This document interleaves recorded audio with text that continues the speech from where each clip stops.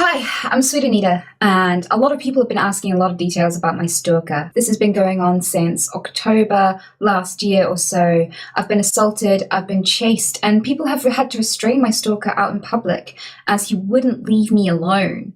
And throughout all of this, I had planned to make a video just covering my situation, but in doing all of the research I possibly could, in trying to find solutions and an end to this absolute nightmare, I found that so many other people are going through the same. It's a terrifying situation to be in, especially when you don't feel that there's anyone there to help you. My stalker started following me around and sleeping in my back garden. He started staring through my letterbox. Like, I would come down the stairs in the morning, get on with my day, and then just be like, wait a minute, and look back at the door, and like this letterbox would slowly close as his eyes disappeared behind the door. And so he started knocking on my door as well a lot for hours on end, just not giving up, just constantly. I almost worried that his knuckles would bleed. It was so relentless. He'd sleep behind my house and watch it waiting for me to come out, and he'd follow me to shops. He'd constantly, persistently message me and go and say awful things in my chat. He threatened to kill me, and the police response has been incredibly underwhelming. After he assaulted me, I had a witness, I had a lot of evidence, and the police did nothing. Yep. You need a lot for the police to do something about that. Online, it's not proved.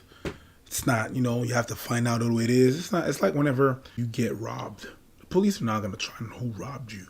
They're not going to try to find out who robbed you. First, whenever you get robbed, they show up 3 hours after you call them, because it's not a priority. They have a priority list. They're not meant to catch you, and they act upon something that happened, just like a sort of a doctor. A doctor can't operate if you don't have any symptoms, and something happening to you is a symptom. Let's say you get attacked by someone, you have to be able to identify who he is. You know what I mean?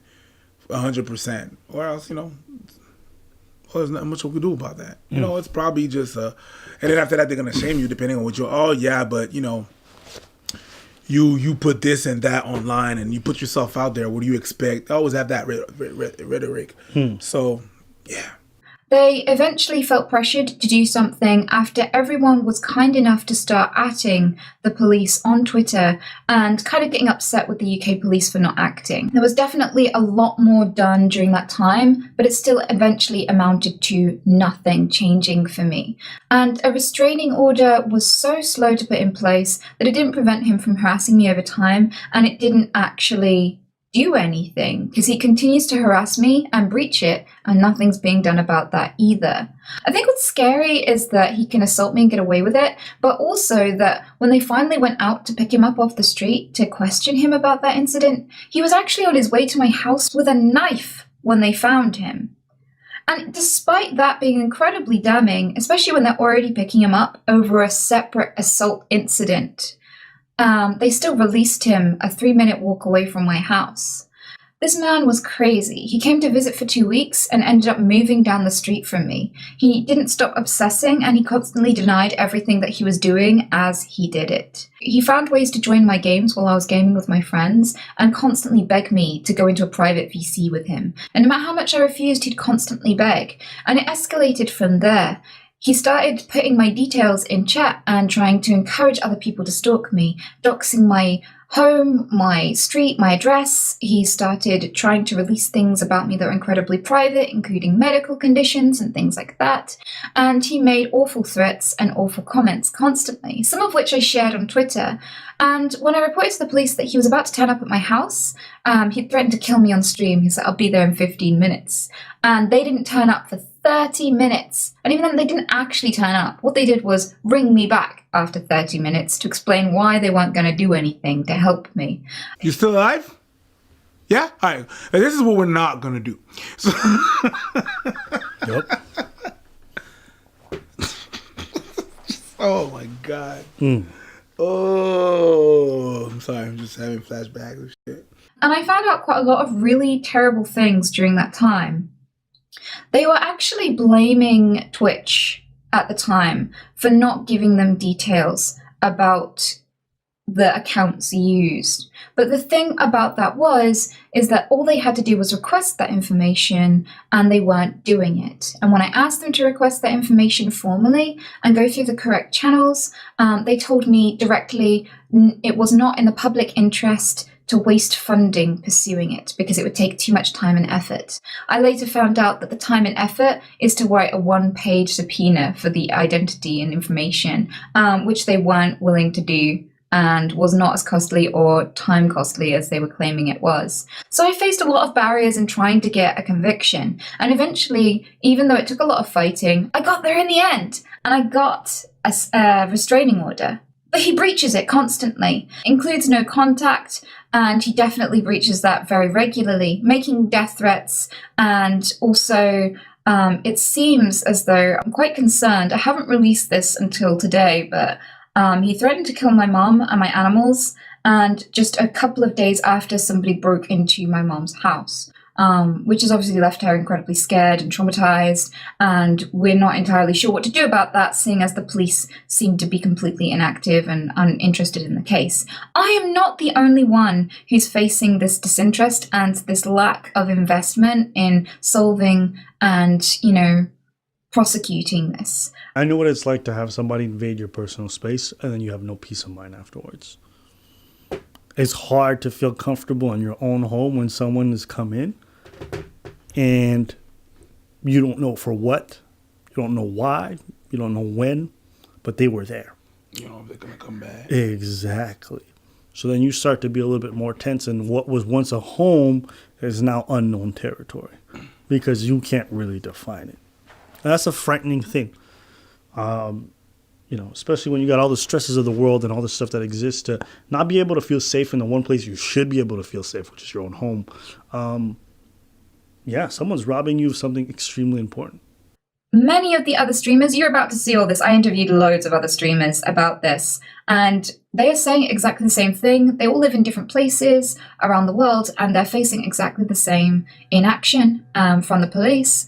It seems to be a universal problem, and I think that, being an entertainer is always going to be dangerous and life-threatening until the platforms we use and the police start finding systems and means to protect us and take it seriously.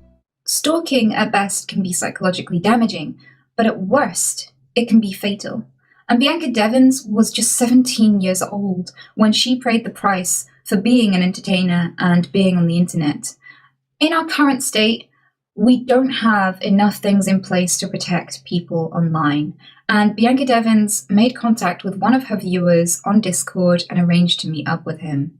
In a jealous rage, when she started spending time with another one of her viewers, he killed her in his car and posted pictures of it all over the internet. And within hours, someone was already selling t-shirts with those pictures on. Her family have been trying to remove the pictures from the internet since her death over a year ago, and it's proven impossible. And now, not only have they lost her, but Bianca's never going to have her dignity and privacy, even in death, because those pictures are up.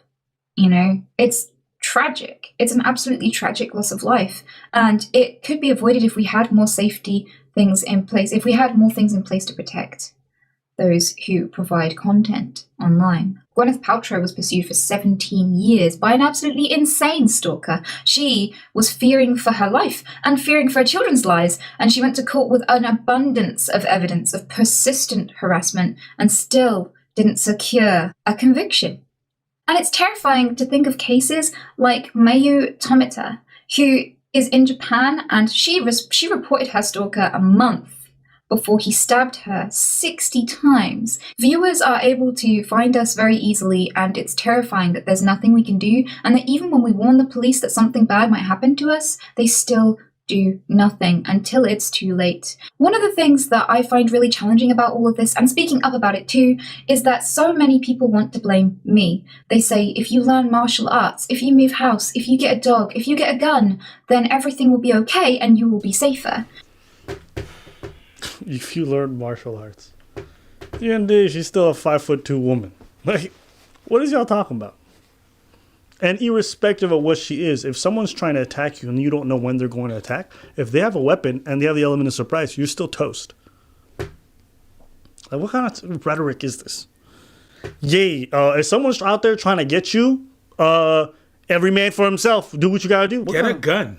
What's the point of living in society then? Now, she gets a gun, she kills him, then she's charged for murder. Well, I mean, she doesn't live in America, so yeah. Yeah, but that's Guns aren't exactly easily accessible where she lives. In UK, exactly. It's just, you know. Get a knife, because you know they love knife crime. Get some acid. Throw acid on him before he throws acid on you. That's the dumbest shit I heard today, and I've heard some pretty dumb shit today. But I don't think it's the answer. In countries where so many more people have a gun, there are still stalkers, and there are even people who get shot by their stalkers. In countries where people get dogs, in countries where people move house, all of these things are not necessarily measures that eradicate stalking or stop it or prevent it. Who has limited money to move house every time? This is perfect victim blaming. Perfect victim blaming. Move? Like what? I love my home. Now I feel unsafe because someone else. I can't call the police. I have to move. How is that a really reasonable solution? Like, it's expensive. You know what I mean? Moving is a lengthy process. And then what happens? When you move and they find you again, what's the solution then? Move again? How many times do I have to move? Do I have to leave the country? Do I have to leave the continent? It's like, no, that's Dumb I heard today. Cheryl Hooper is proof that moving house doesn't save you. And I can safely say it takes months to move house and it takes seconds to dock someone. Destiny himself said that he moved and before he'd even got into his new place, he had already been doxed again. And so, unfortunately, moving doesn't solve the problem. But in Cheryl Hooper's case, she was found again after moving home to escape her stalker, and he found her and managed to murder her. It's proven time and time again that the fact that women have access to these things has not prevented many women from being stalked. And I feel it's unfortunate and that it kind of distracts from the real problem, which is that there are things that could actionably be put in place online and by the police to help prevent and prosecute that are simply not available right now. The British Crime Survey found that an estimated 5 million people in my country get stalked every year. That's insane. You don't have to be a celebrity. You don't have to be an ego. You can be a dude. You could be anybody. You could be any age. Now, this is something that is so universal. It applies to every police force. It applies to every country. There seems to be very few places on this planet where you will get adequate support and help if you're being stalked. That's insane! You don't have to be in the public eye to be in danger. This is something we need to change, not just for content creators, but for all of us. Because we might end up knowing someone who loses their life because of this. And it doesn't have to be this way. And you can get involved and you can help us to make this a safer place to create content and encourage the police to take this seriously. I want to blow this up. I want to blow it out the water. I want to show people that this is real and it is worth prosecuting. I wouldn't hold my breath. I sympathize. Mm-hmm. And it is serious. Mm-hmm. And highly doubt the police are going to take it seriously. It's such a hard crime to prove in some situations. Yeah. Not in all. I know in yours specifically, probably not, but I mean in a lot, very hard. Also, the time that they would end up doing for it, so minimal that in terms of the research that they put into it versus what kind of conviction or whatever's going to come out of it, it's minimal. You know, and since police departments are so like results oriented, things like that aren't going to be rewarded. And so they always think of like, what's the priority? All right, well, what things that people are doing in their private time, the things that they're smoking, right? Murders. You know? And for the murders, boy, it actually have to happen. That's the unfortunate part of the way the system works. It's like, especially with the, invention of the internet and everyone having so much access to information, it's very hard to imagine that these things are going to change. I hope they do. I hope we find systems and I hope we find ways to punish people, to deter them from engaging in such behaviors and show them there is consequences, because there's nothing acceptable about living in a society where every day you feel unsafe because someone is going out of their way to make you feel unsafe. Yeah. That's a problem. It's a real, real problem. But I'm also a pragmatic person and I look at like, all right, what can the police do for me? And there's just things that I know that I'm going to deal with in my personal life that they will never be there to help. Nope. And I think it's great that you're trying to change it, and I hope it works out. I think for whatever reason, I just don't believe it. And it's crazy how they're going to put less money, just globally. They put less money into mental health issues and how to solve that. and they put more money into the police system. They put money in equipment, but not necessarily to make processes faster. You know what I mean? You're going to have more equipment to enforce whatever you want to enforce, but you're going to have proof, and then it's not for our benefit. When they look at their priority list, like, stalking is not going to be at the top. Let's say someone is stalking you, right? Let's say someone is following you around and all this stuff. It's not the top. Okay. You tell the police. They're like, cool, we know. What are they going to do? Are they going to wait outside your home for 3 days to see the stalker come in? And then what are they going to charge him with? A misdemeanor? Maybe 1 to 2 years? So for them, there's like, in terms of what they're putting in versus what they're getting out, it's not worth it. This is not an endorsement. This is not saying it's okay. I'm just saying, like, those systems, I understand how they function. Yeah. And they're not going to prioritize something like stalking. And that's why it's one of those things where by the time they take notice, it's already too late. Because the man has to have done, or the person, individual, has to have done something for you to get a sense of peace. Well, you're already gone. And you died in fear. It's crazy. Yeah. It's not effective. Yeah. And when you try to get something done, the process takes so much time. Yep. So long. Yep. All these procedures and everything take so long to apply and to get done and to actually, and it's paperwork. And they don't want to do paperwork. Ain't nobody want to file papers. That's pretty much what it is. So, listen, I think initiative is great, and I hope it works out. And yeah, hopefully the situation eventually goes by and she finds a way out of it. Because nobody should have to deal with that. Everyone should be able to have a place that they call home without someone else coming inside and trying to invade it. So that's how I feel. That's it. Tell us what you guys think in the comments below.